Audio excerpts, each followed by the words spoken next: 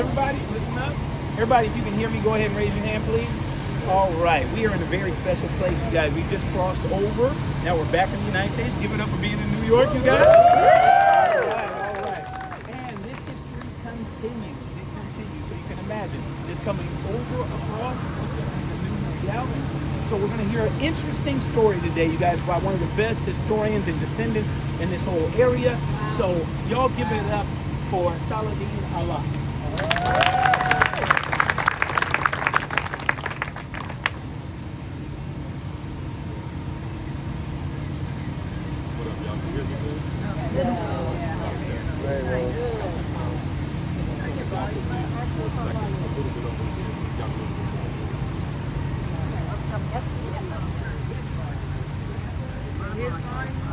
I like his strength.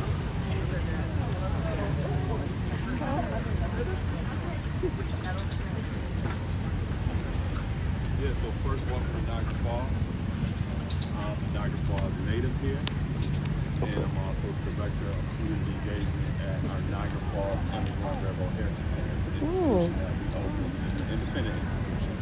We opened in 2018, so we've been open for a short period of time. But what's unique about our institution is we share Underground Railroad history that happens specifically here. Where you're standing at right now is one of the most sophisticated Underground Railroad networks that even existed. And it's unique because a lot of times when you hear stories about the Underground Railroad, you hear about safe houses, right? You hear about people escaping. Usually when people are making those journeys, they're traveling from deep south, deep Midwest, and they're striving to get to places like this.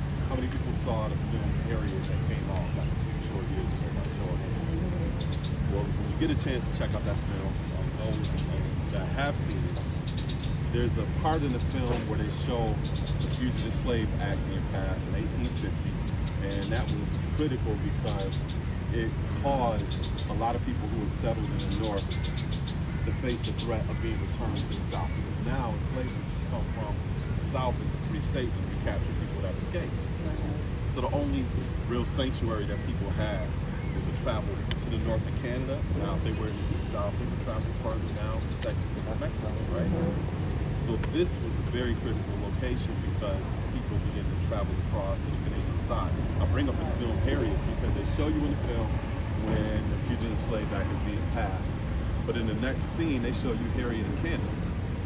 They don't tell you how she crossed, where she crossed, or anything like that. Niagara Falls is a very important terminus in terms of the Underground Railroad because it's the last stop before you get to Canada. Here, we don't have a history of a bunch of safe houses or people hiding out. Many of the escapes that took place right here were literally in broad daylight. Where you're standing at right now, you can literally see this water that is traveling here, which leads to become the American Falls. When you came across the Rainbow Bridge, did you see the observation deck? Where you had some boats down there at the bottom? People would actually cross in that location in rowboats in the 1800s all the way up into the 1840s. Because at that time, there was no bridge to get across to the Canadian side, right? One thing that's also unique is I'm sure many of you have probably not been in environments where there's a lot of snow. But when you look at a lot of the escapes that were taking place, a lot of them were taking place in the colder months. Why do you think that people would escape during those times? Frozen ice. Frozen. Exactly.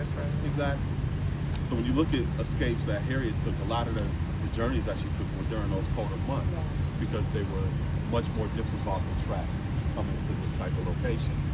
So where you're standing at, you're standing on the grounds of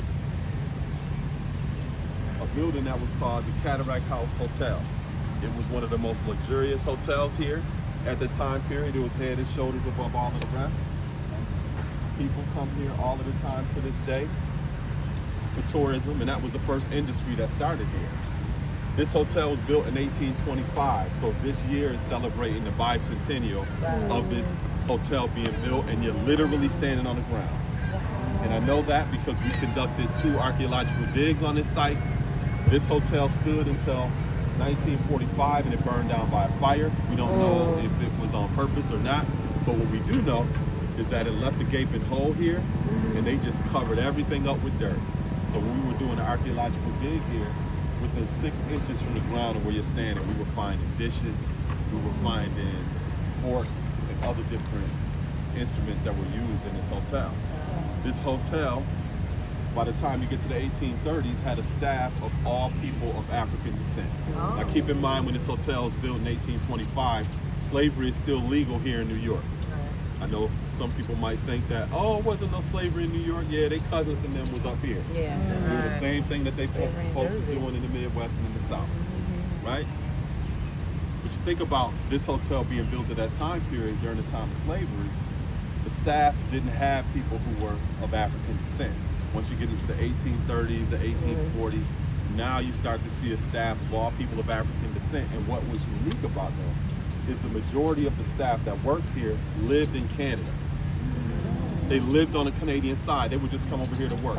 And they wouldn't commute in rowboats every morning to come to work. This hotel had its own living quarters in it. Oh, wow. And those living quarters were not in the basement. They were not in the attic. They were not somewhere where you had amenities and accommodations that weren't equal to the same amenities and accommodations that people experienced when they came here. It was the same. If you came here, you could have stayed in the staff quarters, right? So this is an internationally known hotel. You have European dignitaries that would come to stay here. Abraham Lincoln stayed here before he became president. Austin Stewart, the famous author of the book 22 Years a Slave, 40 Years a Freeman, stayed here in this hotel, so it was also an integrated space. There wasn't black rooms or white rooms, and if you was mulatto or something, they just put you anywhere. No, everybody had access to the same amenities and accommodations. And it was through this hotel that the head waiter, John Morrison, and then a pastry chef by the name of Catherine Polk were instrumental in coordinating their staff to lead one of the most sophisticated Underground Railroad networks that this world has ever seen. And people were escaping literally in broad daylight because of the proximity to the Canadian side, right? Show you another picture of this hotel. What's the name of the hotel again? The Cataract House Hotel. And on your next journey to the stop, you're going to have an opportunity to check out a documentary that I was a part of that was produced by the CBC network, The Nature of Things, giving you more insight into this hotel. Thank you. So if you look at this hotel, you can see it literally sitting along the waters. Yeah. Correct? Mm-hmm. So it's about the size of a city block. And where we're standing at is only part of where this hotel is. And it led all the way down to where these waters are. These waters are called cataracts. So cataracts are like a cascade of small waterfalls, like steps that become the American Falls. It literally sat along it, and you can see a guardrail that's right in front of it. Yes. That Yeah. guardrail is still right down there. Wow. That's how close it was. So people that arrived here, their story was more of a story of hope because they finally made it to the last stop in their journey. Not only because of the geographic location and the proximity to Canada, but they came directly into the network of an Underground Railroad site where you had people that looked like them that were able to assist them that literally lived on the Canadian side. So now this was a very diverse clientele that stayed here, and you would have enslavers that would come from the South, and they would bring people here as body servants. You know, they also did it to kind of like stunt because they had a lot of high professional service that they enjoyed here. But they would bring people to take care of small children and things along those lines while they were here vacationing or on here on a honeymoon. And when they would bring people here of African descent, they wouldn't sleep in their rooms at night. Where do you think they possibly stayed at? What do you think? Huh? Say it again? They stayed with the staff. You think they might have had some conversation? Right? Because these are free people that literally live right across the border on the Canadian side.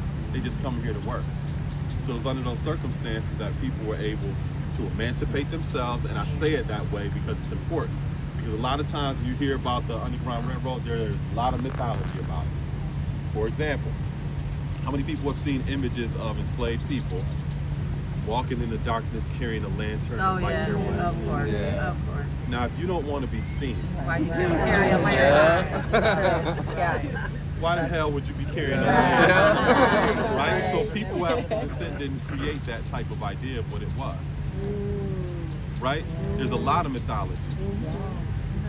Abolitionists. How many people are familiar with what an abolitionist is? Now, I don't know what image came up in your mind when I said the word abolitionist, But if they looked white, that is a mythology. What? Yes, you would have people who will be classified as white that assisted people of African descent, but make no mistake about it, there's no one that wants to abolish slavery more than a person that is enslaved. Right. So the abolitionist movement starts here in the hearts of people of African descent. When you start looking at these networks of freedom that are evolving here, particularly along the northeast coast, they're starting in places like Philadelphia. Who've been to Philly before? You know what it looks like. This is a chocolate city. Who've been to Baltimore before? This is where the abolition movement starts, in these locations. When Harriet left Maryland, the first place she went is Philadelphia, and she's seen a very prominent and successful black community where she met William Still, who's considered the father of the Underground Railroad because he was a station master. He was directing people where they needed to go, and one of the things that he talked about was people should come to Niagara Falls because this is the location of where the first international suspension bridge is also constructed in 1848. So imagine that. Prior to 1848, people who are coming here, they have to cross in rowboats, and then down in the lower river, rare cases people would swim across to get to Canada. And then when the first international suspension bridge is constructed, people could ride that across on carriages, walk across, and then by 1855, a train is added to the top. And that's when Harriet Tubman crossed 1 year later in November of 1856. But this is a very, very important location. It's important also to address a lot of the mythology about the Underground Railroad. I was doing a tour a few months ago at our Heritage Center. There's a couple of older white women that came into the center, and they went on a tour with some of my team members, and they were in there for like 90 minutes. And what's important about our Heritage Center is we center the stories and the voices of people of African descent. And it is important that you do that, not just as it relates to the Underground Railroad, but it's like that in any kind of space.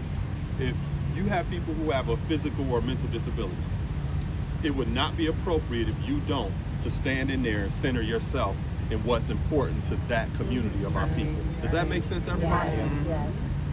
Same thing as a male or a man. You do not step into the center where you have something that is specific for women.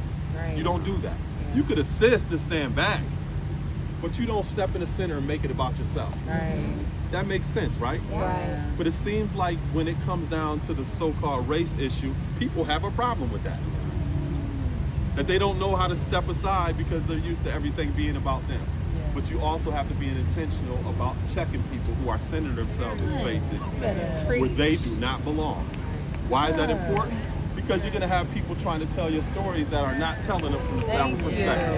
Does that make sense to all of us? Right?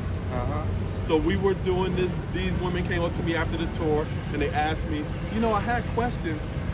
I wanted to know, like, how did they communicate? How were they able to like build communities once they got across to the Canadian side? And I said, they did it just like white people do it. And she said, no, I didn't mean that. And I said, I meant that. I was smiling like this. I said, I meant that though. I said, because you're dehumanizing people of African descent. That's why we start with having this conversation about language. When we say enslaved people, not slave. Because when you use the phrase slave, what you are implying is that that is a person's identity. And they will always be a slave. Because even if I looked over to the right and said, hey, look at that free slave over there, I still called them that as if this was their identity when it never was. Slavery was a condition. So if you want to articulate it as a condition, you say enslaved person and enslaved people. So there technically was never a transatlantic slave trade. There was a transatlantic trade of enslaved people. People. It's important to recognize the humanity of people of African descent, because if you're not looking at people of African descent or anybody as human beings, in your mind, you're going to do like these women did. Like, I don't really think it's possible. And I said, if they were people who were classified as white, you would never question their ability to do something as simple as communicate and build communities. I said, on top of that, you literally talk about people who built the White House. Right. Literally. That's right. Literally. Yeah. Right? And I said, you're a woman. I said, I'm sure you can relate to having experiences where men looked at you as if you were incapable because you were a woman. That you were not qualified because you were a woman. And she thought about it and she said, yeah. And I said, a lot of times you're probably smarter than they were. Or doing more work and not getting the pay and the acknowledgement because you're the executive assistant or something else like that, you know? And she understood it when I put it in that context, and I said it's the exact same thing. people are dehumanized or not acknowledged or given credit for who they are.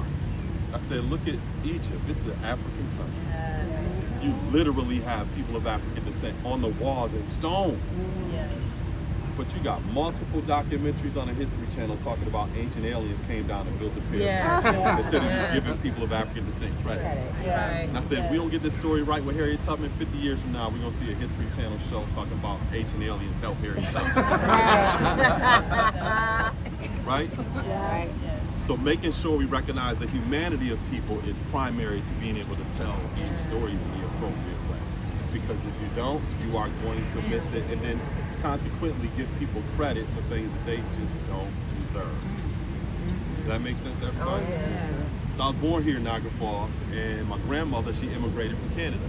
My grandmother, her name was Inez Dorsey. She was born in St. Catharines. What's up? You a Dorsey? Dorsey, yes. Word? Where you from?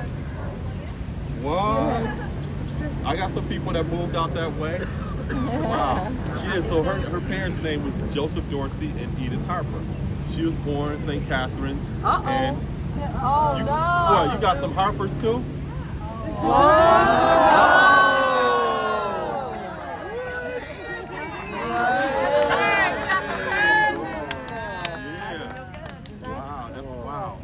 Yeah, so she grew up in a community that was called Colored Village prior to her settling there and being born.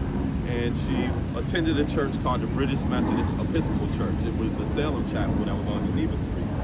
She was involved in the church, and again, her parents, Joseph Dorsey, Edith Harper, and then Edith Harper's parents was a man named Charles Harper and Harriet Harper. Then Charles Harper's parents was a man named James Harper and Margaret Harper, and they came from Columbia, South Carolina. I didn't know I had folks in Columbia, South Carolina until I found this record, right? So, James Harper, he and his wife escaped from Columbia, South Carolina, and I find another record of him being in St. Catharines. He becomes a pastor of the British Methodist Episcopal Church at the time that Harriet Tubman actually attended there. She lived in a boarding home right across the street while he was the pastor. That's one of my third great grandfathers. Wow. So now, all of us got two parents. Whether we know them or get along with them or not, you had to have two parents, and I know you did because all of us got belly buttons. You got a belly button, you came from another planet. Right? So, all of us had two parents, which means we have 4 grandparents, 8 great-grandparents, 16 second grade, 32 third. Right. My other third great-grandfather is a man named Josiah Henson. He was a central figure that the story Uncle Tom's Cabin was based upon. Yes. He was born in Charles County, Maryland. He made a journey of over 600 miles all the way here, across the Niagara region, into the Canadian side on October 28, 1830. That's my grandmother's other grandparent. Right. So my grandmother, this is where I get my lineage from. She moved here in 1925, and when I grew up, I know part of this history, but as a child, it's kind of like, yeah, whatever. You know, I wanted to chase girls and play sports. You know, I ain't know nothing much about that, but as I got older, I began to understand more of the importance of maintaining not only your legacy, but what can you do to build upon it? Because again, we all come from a lineage of others. And all of those people that came before us, they had stories, they had accomplishments, they had failures, right?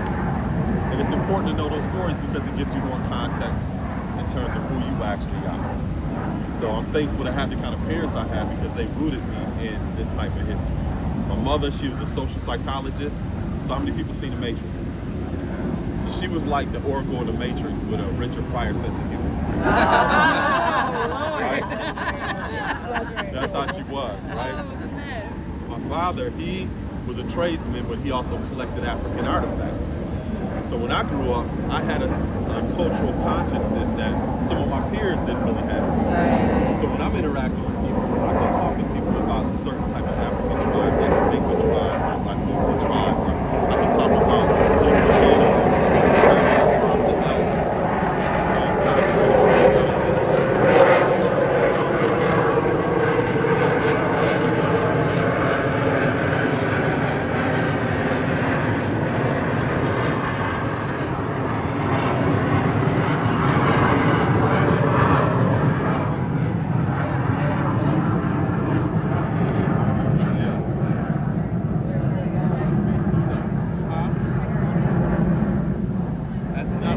it's not common like the helicopters out there in LA.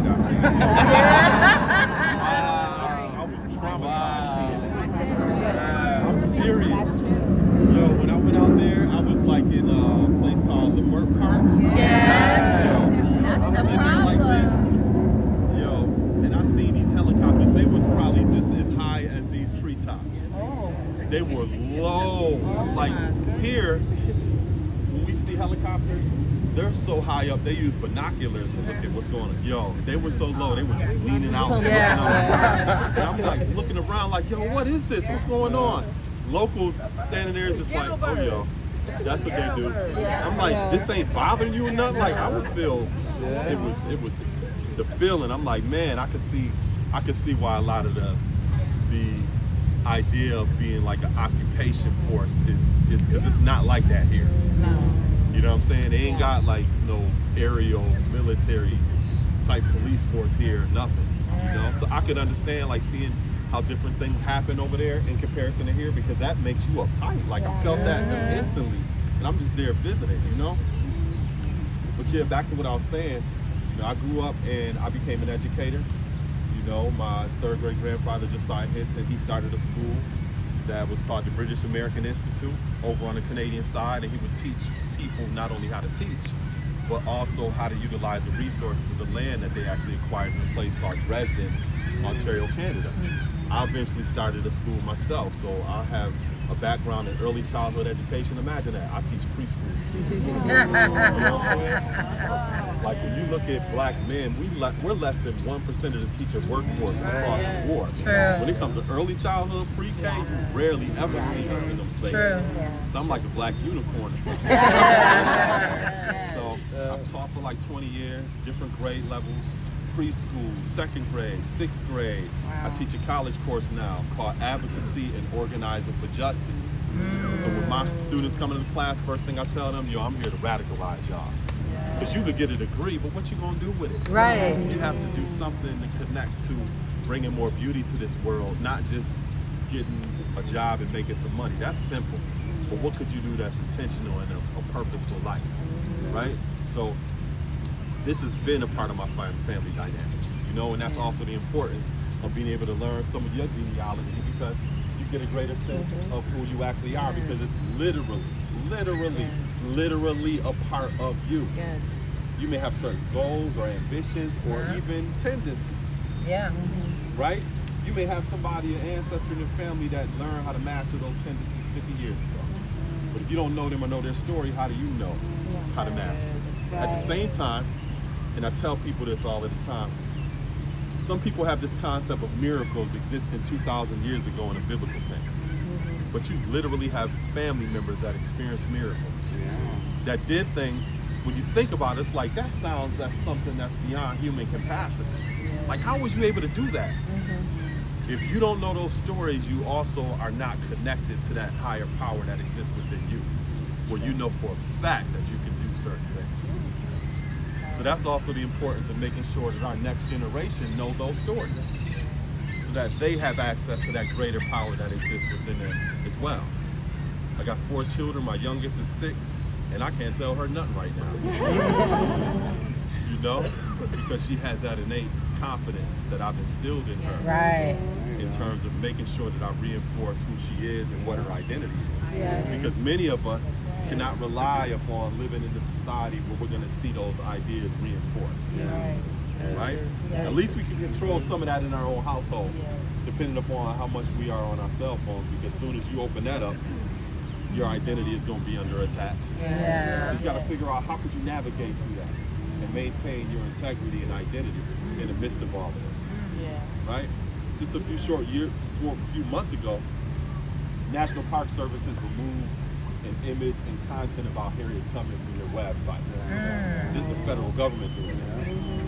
Right? And then when they got the negative backlash from the public, they got on there and made a statement. Oh, we don't know somebody that authorized it, never named nobody. Somebody really didn't authorize that, here, we're putting it back. If you're willing to do that with somebody as such an international figure as Harriet Tubman, and act like they could minimize and just dismiss her contribution to the world, what do you think they're going to do with you? and your stories. Yeah. In addition to preserving your stories, you have to also preserve your artifacts that are in your family. Yes. It could be a ring that was passed on. Yeah. It could be anything that's passed on from those that came before you. Because if you don't possess it and tell the story of why it's important, it gets in the hand of somebody else and they're going to tell a totally different story. Or you have the possibility of them telling a totally different story. You can control that narrative, right? We're in an era right now where we transition from the internet to social media, and now we're in an intellectual property era. You have to control your ideas and what you are saying in terms of how it's portrayed in the public domain. So again, when you get a chance to go to your next stop, you have a little bit more insight into some of the escapes that took place here through the Cataract House Hotel. Again, it's all about agency, because when people arrived here, they were literally able to get across the Canadian side. They didn't need a whole bunch of people to help them out. They could literally see freedom, and they had all of the resources and support necessary for them to be able to achieve their freedom. So, do I have any questions that anybody has for me? Yes. Wouldn't after a while, like white people would get leery about coming to this hotel? Okay, y'all heard her question? She said, after a while, wouldn't white people get a little leery about bringing people here to this hotel? Now, one thing that was unique about this is we have an article that was published in 1842 of a young girl named the Evans girl that was brought here to Niagara Falls by the Evans family. We don't even know her first name. And they sent her down to the Cataract House kitchen to get milk, and she just disappeared. She was only 15 years old. She disappeared. The family looked around for her here in Niagara Falls. They couldn't find her, and they got word that she made it across the Canadian side. So they went across to the Canadian side to try to retrieve her. And that's also important to keep in mind. Canada wasn't a restriction or a boundary in terms of people going over trying to retrieve people. In fact, after the Civil War, you had Confederate soldiers that was going over to Canada too, resettling, and you even have landmarks that are there in the name of some Confederate generals in Canada to this day. So they were open borders to everybody. It wasn't just Canaan land for enslaved people, right? So this 15-year-old girl makes it over to the Canadian side, 12 miles below the falls, into an area known as Niagara-on-the-Lake. So the Evans family goes over to that location to try to retrieve her, and they are confronted by a community of people of African descent that do not allow her to be taken, a militant black community, right? They come back across the American side feeling defeated, and when they get back home to New Orleans, where they came from, they published a letter in a Times-Picayune, which was an important publication during that time period. They published the article in the Times-Picayune, titling it "Abduction of a Slave," talking about their experience in Niagara Falls, their experience when they got across to Canada, and how if people from the South wanted to come up here to Niagara Falls, you shouldn't stay at the Cataract House. You should stay at the Eagle Hotel because all of their staff are white. This was literally in an article, right? So now, to your point, that discouraged some people from saying, "Oh my God, I'm canceling my plans to come to Niagara Falls. My girl or my boy might get taken." But then you had others that's like, "Not me. Not me. I'm still coming." It's kind of like when you look at addictions, right? If you see a bad batch of something out on the streets, and you see a few people who have passed away from that, you would think that people would be like, "Oh my God, I'm not touching it." Some people say, "Oh, if I just cut it a little bit, I'm gonna get as high as I've ever been in my life. So let me find out where that is." It's the exact same type of addictive mentality that some people had with enslaved people. They're still gonna come, they're still gonna go, because keep in mind, they're talking about objects. These are not people. Right. And I got control of mine. And it's not gonna happen to me. So you would have people that would still come here to Niagara Falls, regardless of papers, articles and papers discouraging them or not. Because ignorance is the first cousin of arrogance. Right? I got another question by anybody? Anybody got another question for me? Yes, sir. I guess this is more on your college course as far as advocacy and organization. What advice would you give to someone that wants to organize, just because of everything that's currently going on, right? There's a lot of energy, there's a lot of excitement, right? There's protests, but how do you keep that going? Wow. Number one, connect with those who are already doing the work, because you're gonna find people who are already doing this work. And a lot of times, the different things that we see that are going on today, a lot of us are standing back like, we've been told y'all about this. We told y'all about this, right? So I would say connect with a network that are already doing those forms of work, and meet them where you are and what you could actually do, right? At the same time, you got to minimize your exposure to the propaganda and content that you see online. Because regardless of the work that you're doing, it will look like you are not doing anything by just exposing yourself to all of this negativity all the time. So you got to watch it enough to know what's going on, but not to the extent of being discouraged, right? And there's not a one-size-fits-all as well. Find out what you have a gift for, what you want to learn about, and connect from where you actually are. I'll leave you with this last story. I was doing a tour one time with a group of students that came from Wisconsin, and they were from a place called Sheboygan, Wisconsin. Anybody familiar with Sheboygan, Wisconsin? Okay. It ain't no black people in no Sheboygan, Wisconsin. Just to give you an idea of what the group looked like. So the parents and guardians would bring students to our museum, and we would give them tours and then have like some time for reflection after the tour to talk about what they experienced. So a woman came up to me after, and she was just really excited, like, oh, I just want to do something. Like, what can I do? Similar question to you. What can I do? I just want to do something, and gave her the same advice. Well, minimize your exposure to the propaganda and content that you see online, this, that, and the third. Then I asked her, what does she do? Because I wanted to get a good assessment of her time. And she said, I'm a firefighter, and like put her head down. I said, what? She said, I'm a firefighter. I said, you know that's why they changed the name from fireman to firefighter, because women traditionally weren't allowed to even be a part of that profession. I said, you know how many children never seen a woman firefighter before? I said, you are a trailblazer when it comes to this profession, and you are an example of equity and inclusion and diversity, and don't even realize it. It's not often that I can see like a light bulb like go off. Right. You saw it that day. Right? But a lot of times, we may not know that we're in the midst of doing the work because it's difficult to see your own face. Right? But you have to be able to take that assessment in terms of what am I doing, and how could I? It could be something as simple as helping elders in your community that need you.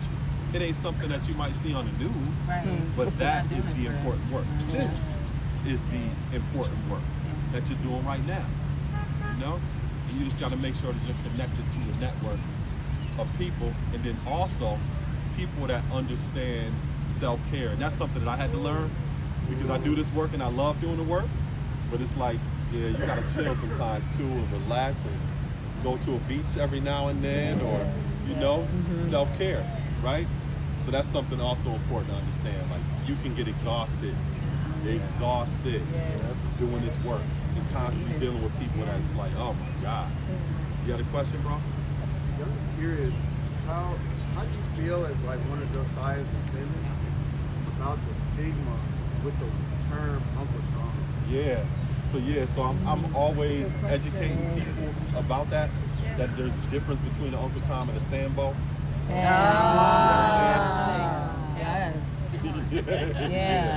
So, and part of it is the work that I do and being intentional about how I represent this work is important in teaching people, just as a member of that family, you know what I mean? So as opposed to a lot of trying to explain to people what it is and the difference, sometimes I show them better than I can tell them.